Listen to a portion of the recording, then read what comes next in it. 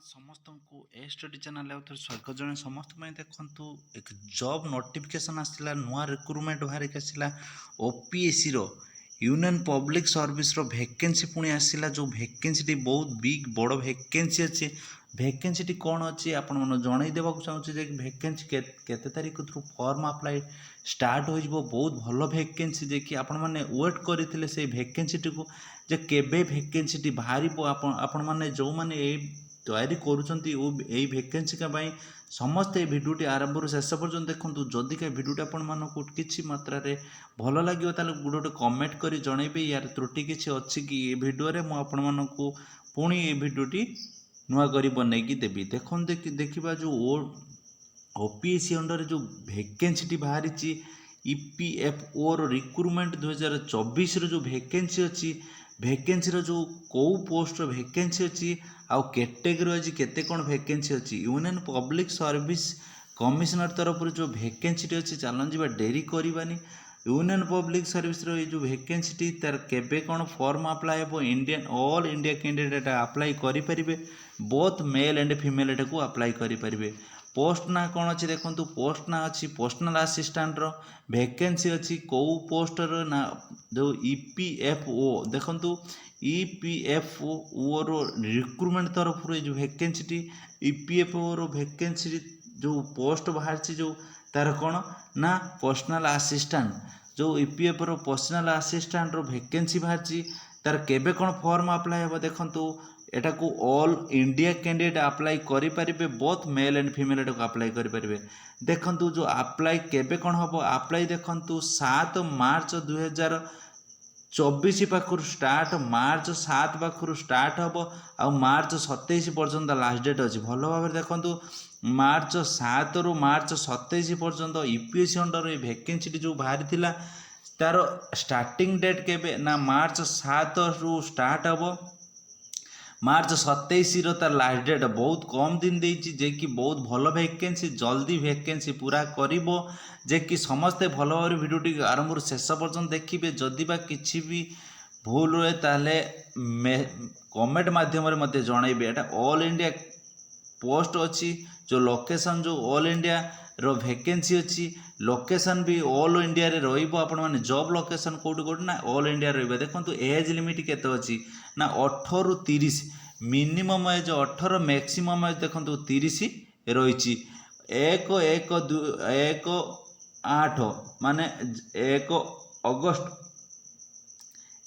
अगस्त 2024 की 18 वर्ष होतुओ आउ 1 अगस्त 2024 की केते 30 वर्ष पार हो नथिबो देखो एटा भल बार देखो 1 अगस्त 2024 की 18 वर्ष हो 1 अगस्त 24 की 30 वर्ष पार हो नथिबो जो कैंडिडेट ही सही कैंडिडेट अप्लाई करें तापर रही एज रिलैक्सेशन जेहेतु सेंट्रल पोस्ट एटा ओबीसी आउ ओबीसी मानकर 3 वर्ष आउ एससी एसटी वालांकर केते 5 वर्ष रही रिलैक्सेशन तापर देखो vacancy details category wise vacancy अच्छी जनरल कैंडिडेट केते वैकेंसी अच्छी ना 132टा वैकेंसी एससी रो अच्छी केते देखंतु 48टा वैकेंसी एसटी रो 24टा आउ ओबीसी रो 27टा ईडब्ल्यूएस 32टा गोटे भल कथा जे कि ईडब्ल्यूएस जो कैंडिडेट अच्छा ईडब्ल्यूएस सर्टिफिकेट जो मैंने काढ़ी ना से मैंने ईडब्ल्यूएस सर्टिफिकेट काढ़ी दिंतु जल्दी जल्दी जाकि आपण मानी बहुत भल सुविधा रही है कि ईडब्ल्यूएस सर्टिफिकेट बाहर जे कि कौन कौन मिल मुझे नेक्स्ट वीडियो रे जनईदेवी जे कि यहाँ सुंदर कथा गोटे जे कि ईडब्ल्यूएस सर्टिफिकेट जो न काढ़ी जल्दी जल्दी जाकि अप्लाई कर दिंतु तापर देखो टोटाल वैकेंसी केते ना 323 वैकेंसी अच्छी 323 वैकेंसी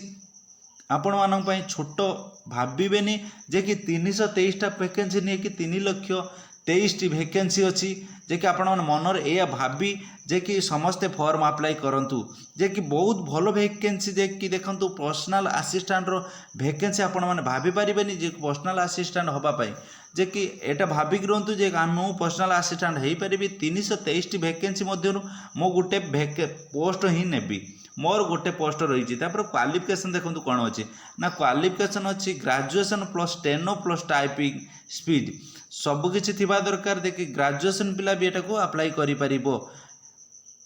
कंप्यूटर नॉलेज थिबा दरकार समस्त एटा भल भाव देखिए तापर देखो आप्लिकेसन फी के अच्छी ना आप्लिकेसन फी जेनराल आ ओबीसी ईडब्ल्यूएस कैंडिडेट को 100 टंका अच्छी एससी एसटी पीडब्ल्यूडी के फ्री अच्छी ओनली पीडब्ल्यूडी माने हैंडिकैप्ड वाला फ्री अच्छी ऑनलाइन एप्लिकेशन ऑनलाइन एप्लिकेशन जो पेमेंट सिलेक्शन प्रोसीड्यूर कौन अच्छी ना सिलेक्शन प्रोसीड्यूर अच्छी के फास्ट रिटिन हम तापर स्किल टेस्ट जो आपण मानकर थी जो कंप्यूटर टेस्ट तापर डॉक्यूमेंट वेरिफिकेशन एटा को भल भाव आरंभ शेष पर्यटन देखिए जो मैंने एटा को अप्लाई करने को चाहिए जल्दी जल्दी फॉर्म टी अप्लाई करदे जे कि बहुत जल्दी यार समय सरीज 7 मार्च पाखु 27 मार्च बहुत कम दिन अच्छी जल्दी जल्दी फॉर्म टी अप्लाई करदे जे कि समस्त को एटा अनुरोध समस्ते भल भाव भिडियोटी आरंभ शेष पर्यटन देखूँ जदि आपको भिडियोटी किसी मात्रा